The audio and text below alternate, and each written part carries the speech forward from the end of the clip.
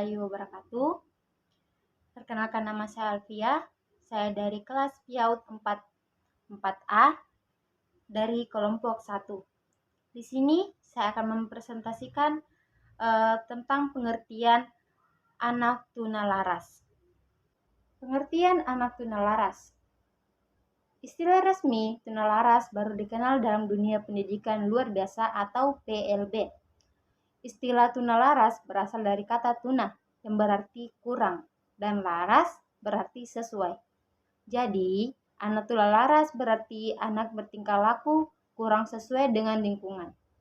Perilakunya sering bertentangan dengan norma-norma yang terdapat di dalam masyarakat tempat ia berada. Selanjutnya yaitu pengertian anak tunalaras menurut para ahli. Pertama, menurut Public Law 98/242. Undang-Undang tentang PLB di Amerika Serikat mengemukakan pengertian tunalaras dengan istilah gangguan emosi, yaitu gangguan emosi adalah suatu kondisi yang menunjukkan salah satu atau lebih gejala-gejala berikut dalam satu kurun waktu tertentu dengan tingkat yang tinggi yang mempengaruhi presentasi belajar. Kedua, menurut Kaufman 1977 mengemukakan bahwa penyandang tunalaras adalah anak yang secara kronis dan mencolok berinteraksi dengan lingkungannya dengan cara sosial menyenangkan, tetapi masih dapat diajar untuk bersikap yang secara sosial dapat diterima dan secara pribadi menyenangkan. Sedangkan menurut Smith dan Mercer tahun 1981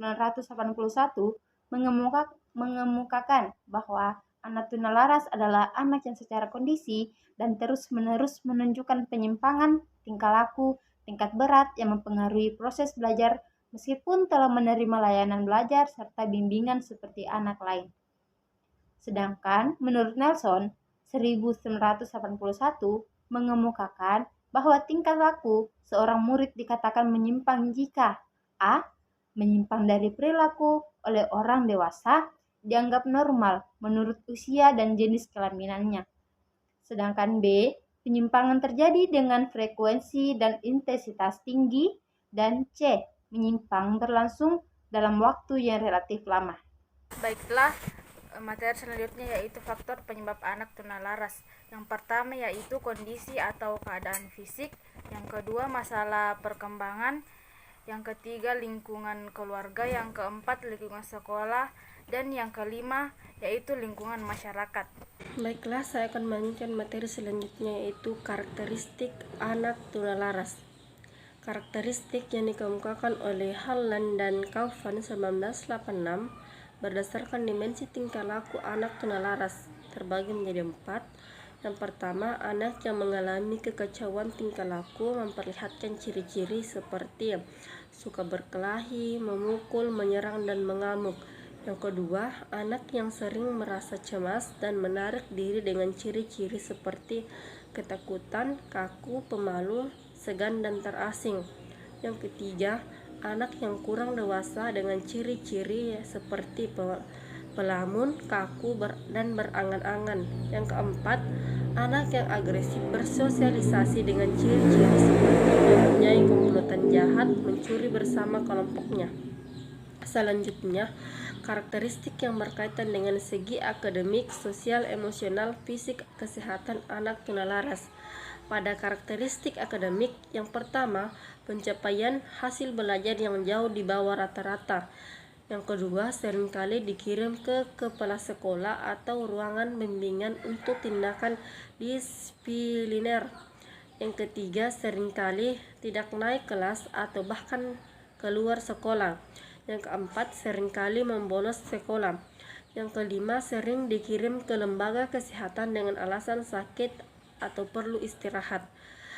Pada karakteristik sosial emosional, yang pertama karakteristik sosial, yang kedua karakteristik emosional, yang ketiga karakteristik fisik kesehatan. Assalamualaikum warahmatullahi wabarakatuh.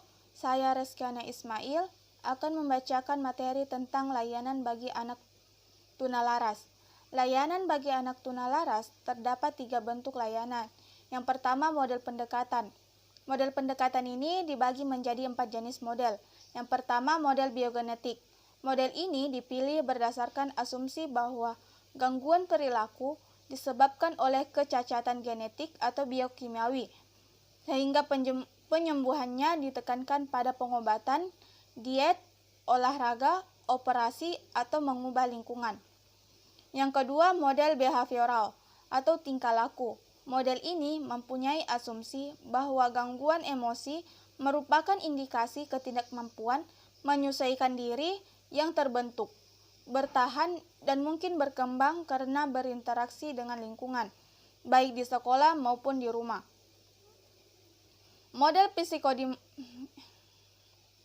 Yang ketiga, model psikodinamika.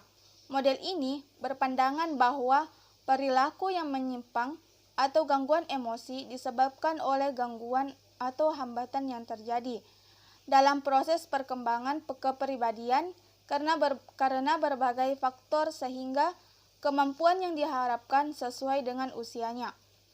Yang keempat, model ekologis. Model ini menganggap bahwa kehidupan ini terjadi karena adanya interaksi antara individu dengan lingkungannya. Layanan kedua yaitu teknik pendekatan.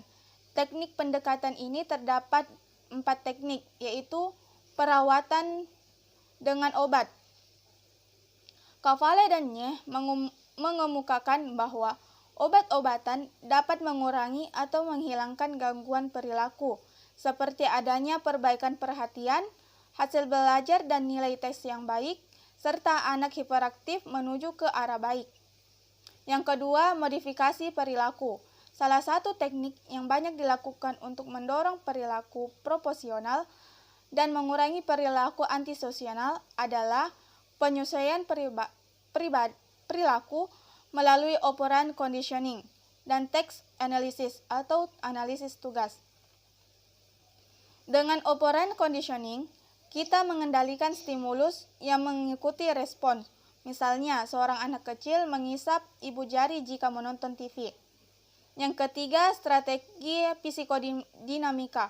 Tujuan utama pendekatan psikodinamika adalah membantu anak menjadi sadar akan kebutuhannya, keinginan, dan kekuatannya sendiri.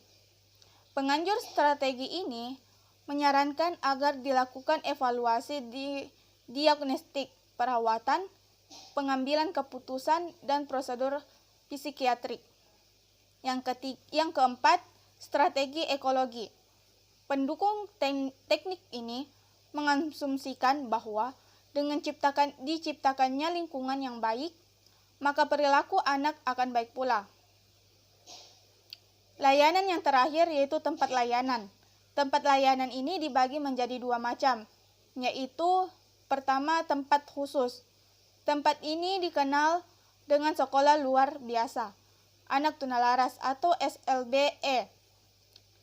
Sama halnya dengan sekolah luar biasa yang lainnya.